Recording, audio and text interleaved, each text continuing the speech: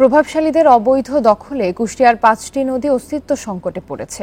মাটি ভরাট করে তীর দখল ও বাঁধ দিয়ে মাছ চাষের ফলে একসময়ের খরস্রোতা নদীগুলো পানির প্রবাহ হারিয়েছে। কর্তৃপক্ষ বলছে, অবৈধ দখলদারদের বিরুদ্ধে দ্রুত ব্যবস্থা নেওয়া হবে।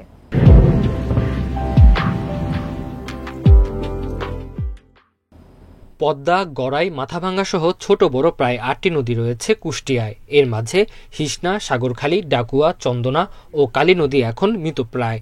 অবৈধ দখলে বন্ধ হয়ে গেছে এসব নদীর পানি প্রবাহ। নদীর তীর দখল করে অনেক প্রভাবশালী স্থাপনা গড়ে তুলেছেন। অনেকে নদীতে বাঁধ দিয়ে করেছেন মাছ চাষ। হিসনা নদীতে বড় বড় জাহাজ চলতো, বড় বড় নৌকা আসতো, বাদামালা নৌকা আসি সব মালপত্র বিক্রি করতো। বিভিন্ন ক্ষমতাবাদরা এই নদীটাকে দখল করে তাদের বিভিন্ন স্থাপনা তৈরি করছে। যেই স্থাপনাগুলো আছে এগুলো উচ্ছেদ করে নদীর যে যৌবন, যে রূপ, সে রূপটা তারা ফিরিয়ে আনবে। পরিবেশ ও জীববৈচিত্র্য রক্ষায় নদীগুলো দ্রুত পুনরুদ্ধারের দাবি পরিবেশবাদীদের।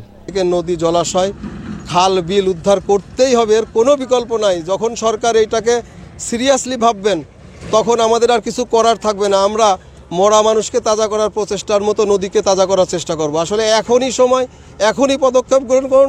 প্রশাসন বলছে, নদীগুলো দখলমুক্ত করতে বিভিন্ন সময় অভিযান চালানো হয়েছে।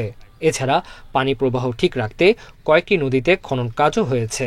এই নদীগুলোর খননের ব্যাপারে বিশেষ করে হিসনা, সাগরখালী, ডাকুয়া এবং কালীগঙ্গা নদী, এগুলো খননের ব্যাপারে আমরা ইতিমধ্যে কার্যক্রম শুরু করছি এবং ডিপিপি দাখিল করা আছে। আর ইতিমধ্যে নদীগুলোর যে অবৈধ স্থাপনাগুলো গড়ে উঠছে সেগুলোর আমরা তালিকা প্রস্তুত করছি।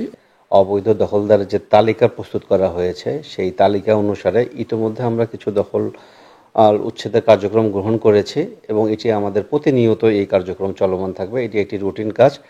পানি উন্নয়ন বোর্ডের তালিকা অনুযায়ী কুষ্টিয়ায় ৩,০০০ দখলদার রয়েছে। Independent news.